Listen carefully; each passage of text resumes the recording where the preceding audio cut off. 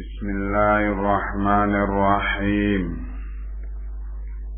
Assalamualaikum warahmatullahi wabarakatuh. Alhamdulillah, wassalatu wassalamu ala rasulillah wa ala alihi wa sahbihi wa mawalah.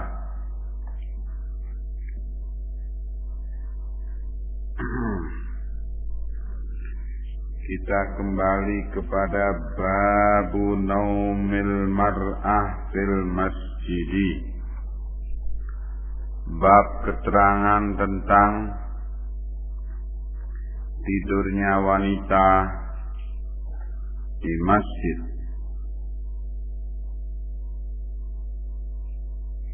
An Aisyah radhiyallahu anha, dari Aisyah yang Allah telah meridai beliau, anna walidatan kanat sauda li hayyin minal Arab, bahwasannya ada seorang walidah, budak wanita yang kulitnya berwarna hitam, milik satu kabilah lihayyin minal Arab, milik satu kabilah dari kalangan Arab. Fa'ataquha, kemudian budak ini dibebaskan, wa kanat ma'ahum, dan walaupun sudah dibebaskan tetapi tetap bersama mereka. Qalat, kemudian budak ini cerita kepada Aisyah radhiyallahu anha, fa kharajat sabiyatul lahum, maka keluarlah sabiyatul lahum, anak perempuan mereka yang masih remaja, alaiha wishahun ahmaru min suyurin, yang pada wanita itu ada sabuk wishah yang berwarna merah, ahmar, min suyurin, yang sabuk itu dari suyur, dari kulit. Qalat, budak itu melanjutkan ceritanya kepada Aisyah radhiyallahu anha. Fawada'athu aw waqa'a minha, kemudian sabuk itu diletakkan oleh anak muda ini, yang kelihatannya memang perempuan muda ini dalam keadaan sebagai pengantin baru, sehingga memakai wishah, sabuk yang berhias dengan mutiara.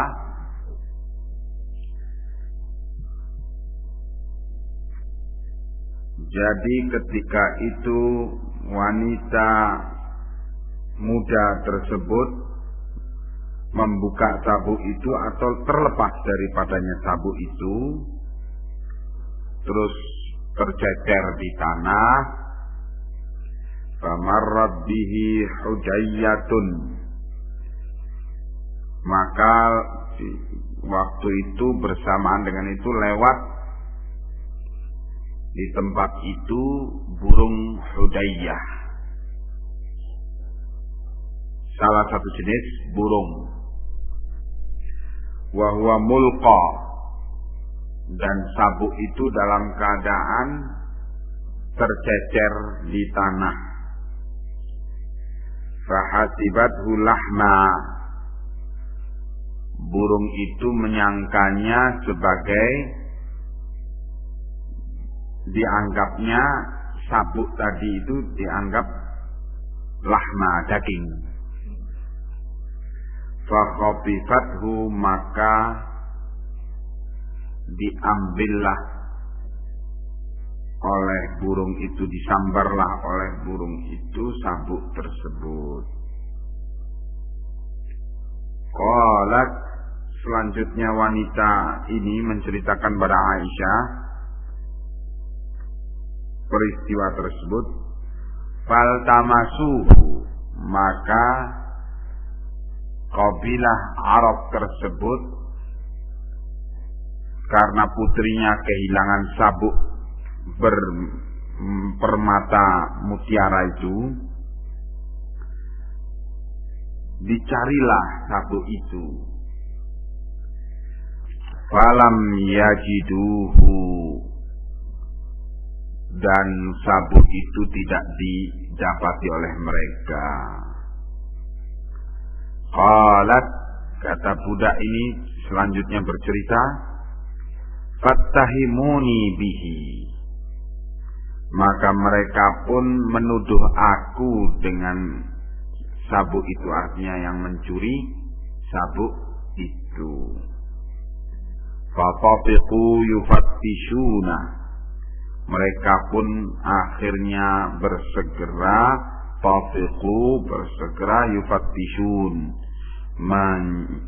menggeledah, memeriksa diriku. Hatta fattashu qubulaha, sampai mereka menggeledah, memeriksa kemaluan wanita tersebut, budak itu, bekas budak itu. Qalat, selanjutnya budak itu bercerita, wallahi, demi Allah, inni laqaimatun ma'ahum, aku ketika itu berdiri bersama mereka, sedang ribut-ribut dalam tuduhan mereka bahwa aku yang mencuri sabuk itu. Izmarrat al-Hudayyatu, tiba-tiba pada saat itu lewat lagi burung Hudayyah yang ngambil sabuk itu. Fa'alqathu, terus dilemparkan sabuk itu di kalangan kami. Qalat fawaqa'a bainahum, terus sabuk itu jatuh di kalangan mereka.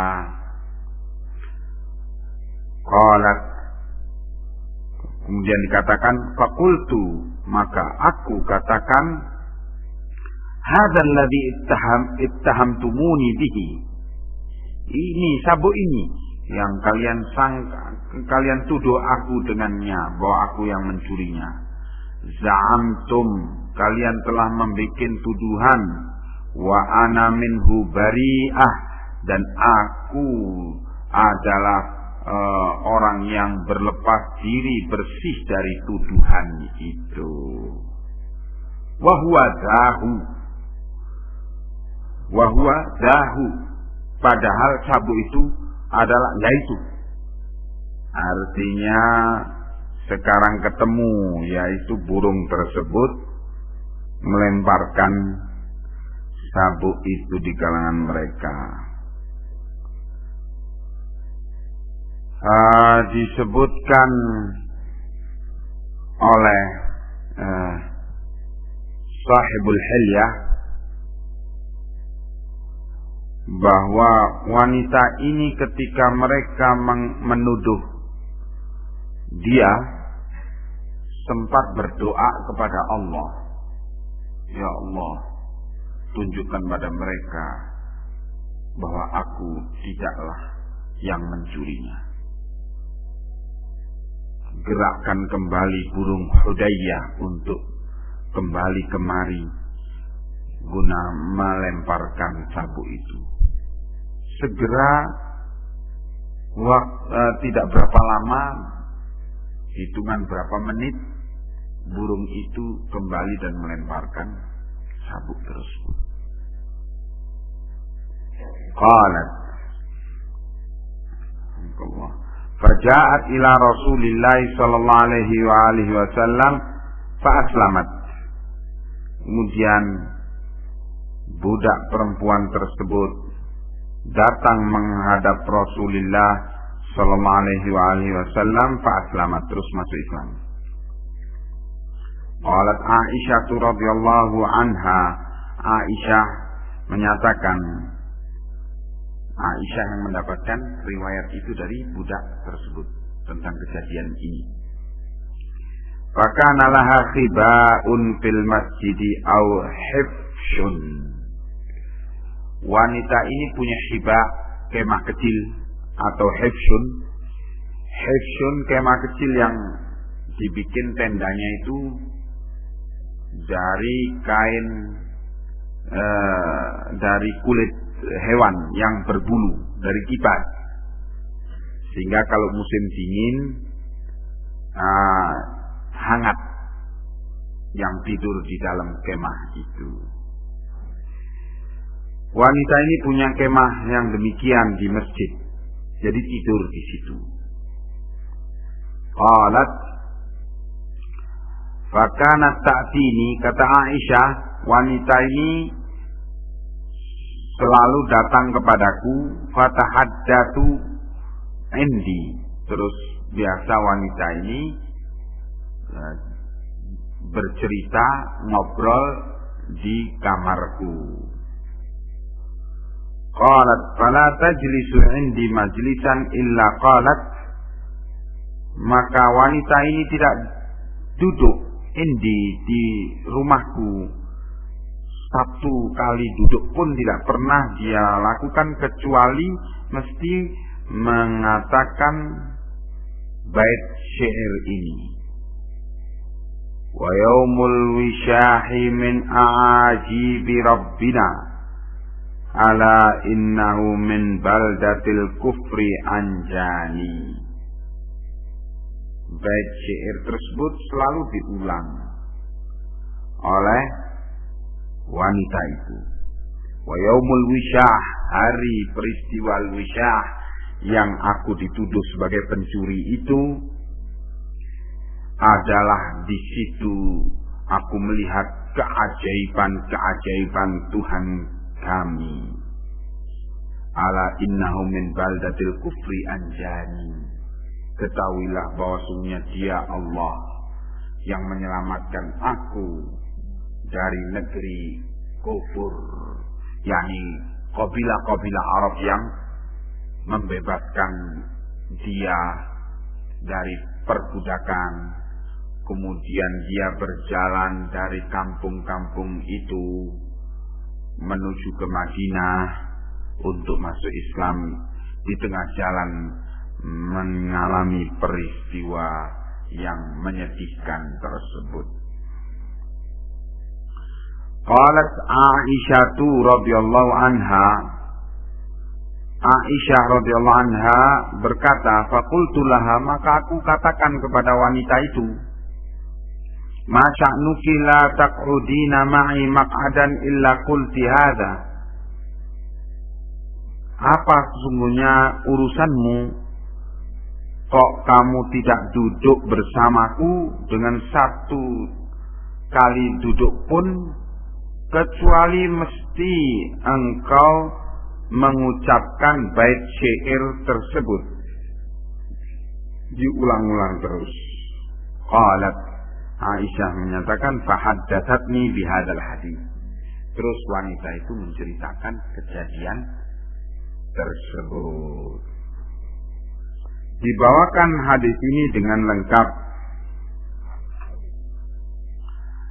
oleh Imam Al-Bukhari rahimahullah, dan juga diriwayatkan hadis ini oleh Abu Nuaim Al-Asfahani rahimahumullah di dalam Hilyatul Awliya. Abu Nuaim Al-Asfahani di dalam Hilyatul Auliya membawakan riwayat ini lebih lengkap daripada apa yang dibawakan oleh Al-Bukhari di sini, yang menunjukkan karamah auliyaullah, para wali-wali Allah, dalam keadaan dia sedang menuju kepada Madinah untuk masuk Islam. Tetapi memang Allah Maha tahu bahwa orang ini ingin kepada iman, sehingga diselamatkan oleh Allah dengan cara yang menakjubkan tersebut. Dan Al-Imam Al-Bukhari membawakan riwayat ini dengan ringkas seperti ini adalah untuk mengambil keterangan dari Aisyah adanya wanita ahlus suffah, bukannya pria saja. Dan di sini menunjukkan hukum bahwa wanita juga boleh tidur di masjid.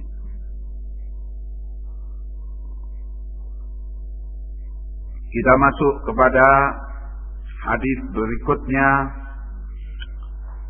bab berikutnya, babu naumir rijali fil masjid, bab keterangan tidurnya orang-orang lelaki di masjid.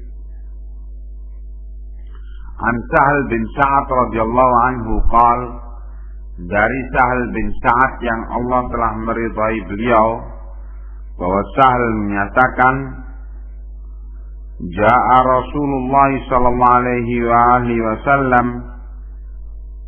bahwa Nabi pernah datang baita Fatimah radhiyallahu anha, datang ke rumahnya Fatimah putri beliau radhiyallahu anha.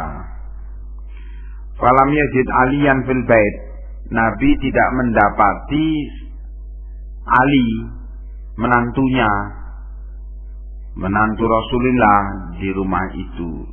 Yang didapati cuma Fatimah. Faqala aina ibnu ammiki, aina ibnu ammiki, mana anaknya pamanmu itu, yaitu Ali. Qalat, maka Fatimah menceritakan, kana baini wa bainahu syai'un faghadabani, adalah sungguhnya terjadi antara aku dengan beliau, dengan suamiku itu sesuatu perkara sehingga dia marah kepadaku. Fakharaja falam yaqil indi, terus dia keluar begitu saja dari rumah dan tidak tidur siang. Yaqil tidak yaqil tidur siang. Falam yaqil indi, dia tidak tidur siang di rumahku. Faqala an-nabi sallallahu alaihi wasallam li insanin, maka berkatalah Nabi kepada orang-orang, kepada salah seorang, undur aina huwa, diperintahkan oleh Nabi satu orang ini, undur aina huwa, lihat, cari keterangan di mana Ali, dicari. Faja'a faqala ya Rasulullah huwa fil masjidi raqidun, terus datanglah orang yang diutus Nabi itu melaporkan kepada Nabi, wahai Rasulullah, dia, yakni Ali, sedang berada di masjid dalam keadaan tidur. Faja'a Rasulullah sallallahu alaihi wasallam wa huwa muttaji'un, maka Nabi pun datang ke masjid dan melihat bahwa Ali sedang muttaji', tidur miring. Qad saqata rida'uhu an shiqqihi, dan ridaknya kain yang biasa ditaruh di di dua pundak itu, surbannya itu dalam keadaan terjatuh di tanah, wa asabahu turab, dan terkena tanah, debu. Karena masjidnya ya lantainya tanah biasa. Faja'ala Rasulullah sallallahu alaihi wasallam yamsahuhu anhu. Maka Nabi pun mengusap debu yang mengena beliau, yang mengena Ali. Wa huwa yaqul, dan Rasulullah sambil membersihkan bagian badan Ali yang terkena debu itu, qum Aba Turab, qum Aba Turab, bangun engkau wahai Abu Turab, bangun engkau wahai Abu Turab. Turab debu, Abu Turab orang yang terkena debu. Dari riwayat ini Al-Imam Al-Bukhari mengambil pengertian bahwa orang laki boleh juga tidur di masjid, seperti yang dilakukan oleh Ali bin Abi Thalib radhiyallahu anhu. Dan sejak Nabi menggelari Ali dengan Abu Turab, maka Sayyidina Ali lebih senang untuk dipanggil Abu Turab daripada dipanggil Abul Hasan. Karena itu panggilan yang datang dari Rasulullah, Abu Turab. Seperti juga Abu Hurairah senang dipanggil Abu Hurairah, Hurairah kucing kecil. Karena Abu Hurairah suka membawa kucing kecil di kantong jubahnya, kantongnya gede, dimasukkan kucing kecil di situ, terus tidur di situ kucingnya. Pergi kemana-mana pakai dibawa itu kucing kecil. Ditegur oleh Nabi, kenapa itu? Ya Rasulullah, saya takut nanti kucing ini digigit atau dimangsa oleh hewan-hewan malam. Jadi aku bawa ke sana kemari. Maka itu dipanggil Abu Hurairah. Bapaknya kucing kecil. Dan Abu Hurairah sangat bangga dengan kunyah itu, dan sehingga dia lebih terkenal dengan Abu Hurairah daripada namanya.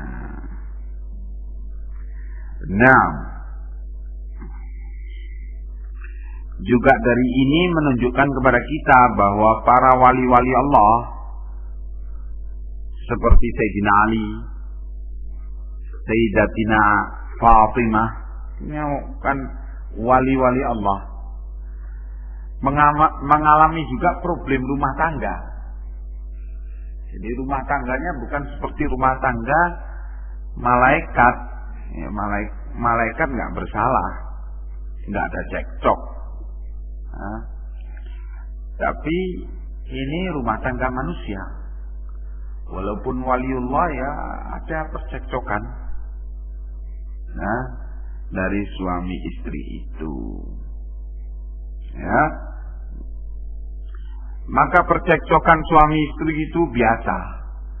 Tetapi akan menjadi luar biasa kalau percekcokan itu sampai menyertakan pihak ketiga, orang luar rumah, orang tua, ikut, saudara, ini suka tambah jadi. Jadilah luar biasa. Tapi kalau masih di antara mereka, biasa ya, memang begitu. Ya. Nah, maka yang terpenting di sini ialah masing-masing menjaga mulutnya, jangan suka bercerita tentang rumah tangga itu kepada orang lain. Ya. Nah, sebab masing-masing akan sangat tahu keaiban pasangannya. Kalau sudah menyertakan orang lain, jadilah api fitnah. Nah, kalau menyertakan orang tua lah, kalau orang tuanya seperti Rasulullah, ya memang selesai masalahnya. Orang tuanya seperti Rasulullah. Lah kalau orang tuanya seperti Abu Jahal, Abu Lahab, ya mumet. Nah, ya, jadi memang harus di situ mengerti keduanya untuk menjaga keaiban rumah tangga itu dari orang lain. Babu idza dakhala al-masjida falyarka' rak'atain. Bab keterangan tuntunan apabila masuk ke masjid hendaknya sholat 2 rakaat. Apabila ingin duduk di masjid. Tapi kalau ingin mimpin sholat, ya gak usah sholat 2 rakaat, langsung ke tempat imam dan mimpin sholat. Atau kalau mau naik mimbar, ya gak usah sholat 2 rakaat, langsung naik mimbar. Nanti sholatnya setelah turun dari mimbar. Sholat Jumat. Tapi kalau mau duduk di masjid, apakah duduk untuk mengajar, ataukah duduk untuk belajar, ataukah duduk untuk menanti imam datang, apakah duduk untuk menanti imam naik mimbar, itu didahului dengan sebelum duduk itu sholat 2 rakaat.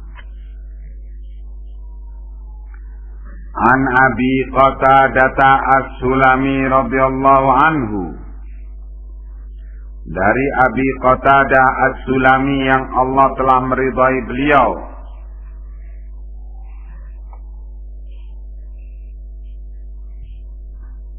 anna Rasulullah sallallahu alaihi wa alihi wasallam qala, bahwa Rasulullah sallallahu alaihi wa alihi wasallam bersabda, idza dakhala ahadukumul masjidah, apabila salah seorang dari kalian masuk masjid, falyarka' rak'ataini qabla ayyajlisa, hendaknya dia menunaikan sholat. Yarka' di situ hendaknya dia rukuk secara bahasa, tapi maknanya di sini hendaknya dia sholat rakaatain, 2 rakaat, qabla ayyajlisa, sebelum duduk. Namanya diistilahkan oleh para ulama tahiyatul masjid. Tahiyah, penghormatan masjid terhadap masjid, penghormatan terhadap masjid, yaitu sholat 2 rakaat. Sebagian ulama ada yang memahami hadis ini bahwa hadis ini menyatakan seluruh masjid kecuali Masjidil Haram di Mekah. Kalau Masjidil Haram di Mekah bukan tahiyatul masjid 2 rakaat, tapi tawaf 7 putaran di Ka'bah. Tapi dengan keumuman hadis ini dan tidak ada pengecualian terhadap Masjidil Haram, maka kita berpegang dengan keumuman bahwa di Masjidil Haram juga demikian. masuk ke Masjidil Haram, tawaf 7 putaran di Ka'bah. Setelah itu tahiyatul masjid. Apakah di belakang makom Ibrahim atau di mana? Milih posisi yang bagus untuk sholat tahiyatul masjid. Tetap dituntunkan untuk tahiyatul masjid walaupun di Masjidil Haram.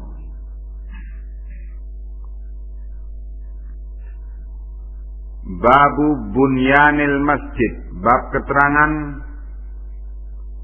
tentang bangunan masjid. An Abdullah bin Umar radhiyallahu anhuma qala, dari Abdullah bin Umar yang Allah telah meridhai beliau dan bapak beliau, bahwa beliau telah menyatakan, qal innal masjida, bahwasanya masjid kana ala ahdi Rasulillah sallallahu alaihi wasallam, bahwa dulu di masa Rasulullah mabniyan bil labini, dibangun dengan batu bata, al-labin, wa saqfuhu bil jaridi, dikasih atap, separuh masjid itu dikasih atap dengan jarid, yaitu dedaunan korma itu, pohon korma, daunnya pohon korma itu. Ya sama, jenisnya sama dan bentuknya juga sama dengan daun pohon kelapa, kurang lebih kayak gitu. Wa umuduhu khashabun nakhli, sedangkan tiang umud jamak dari umdah, tiang, dan tiang-tiangnya dibikin dari batang pohon korma. Falam yazid fihi Abu Bakrin radhiyallahu anhu syai'an, dan di zaman Abu Bakar Siddiq tidak menambah sedikit pun. Dia tetap seperti keadaan di masa Rasulullah sallallahu alaihi wasallam wafat. Tsumma wazada fihi Umar radhiyallahu anhu, dan Umar menambah padanya pada Masjid Nabawi. Wa banahu ala bunyanihi fi ahdi Rasulullah sallallahu alaihi wasallam bil labini wal jaridi, dan Umar membangunnya kembali, yaitu pada bangunan yang ada di zaman Rasulullah dengan labin, dengan batu bata, wal jarid, dan pelepah kurma atau daun kurma, daun pohon kurma, wa ada umuduhu khashaban, dan diganti, dikembalikan tiang-tiangnya dari khashab, dari kayu. Tsumma ghayyarahu Utsman radhiyallahu anhu, kemudian Sayyidina Utsman di masa beliau merubahnya. Fazada fihi ziyadatan katsiratan, dan Utsman menambah dengan banyak tambahan pada bangunan masjid itu. Wa bana jidarahu bil hijarati al manqushati wal qassati, dan Utsman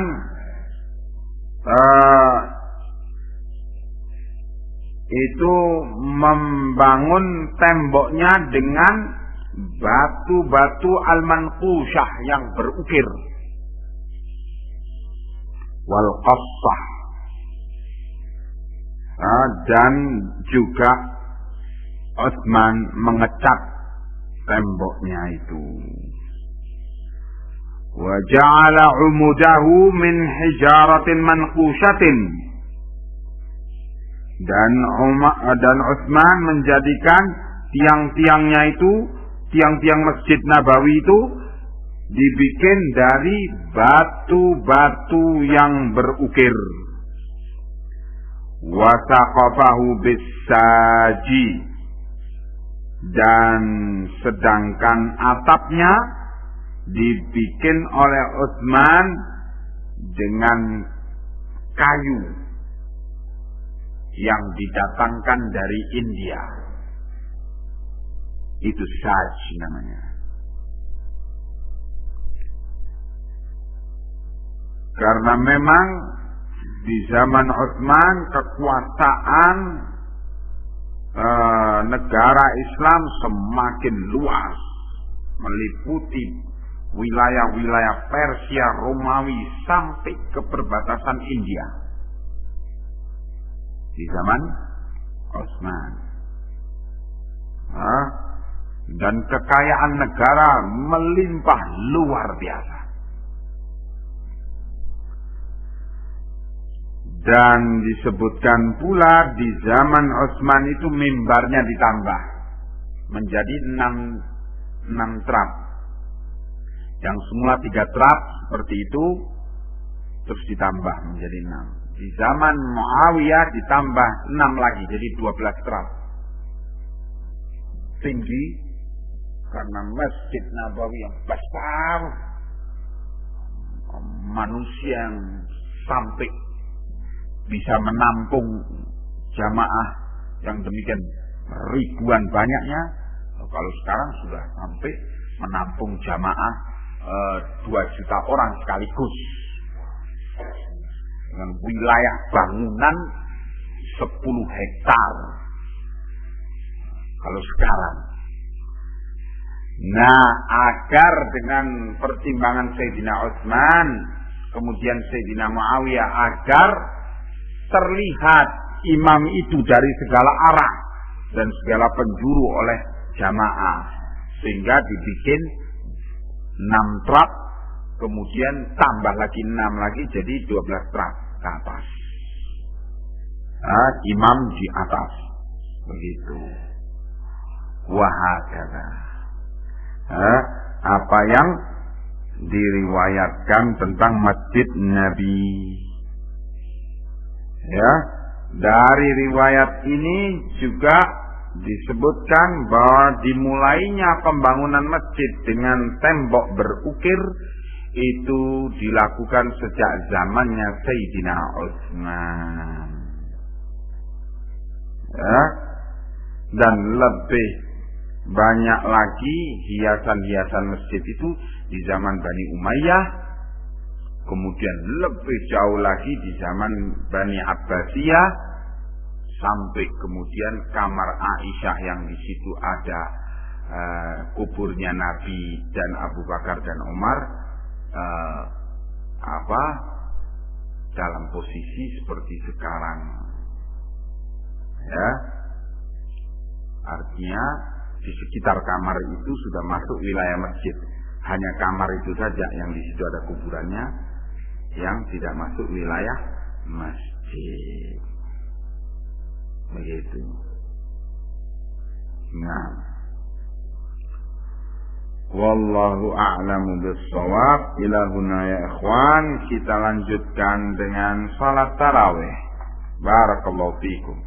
Assalamualaikum warahmatullahi wabarakatuh.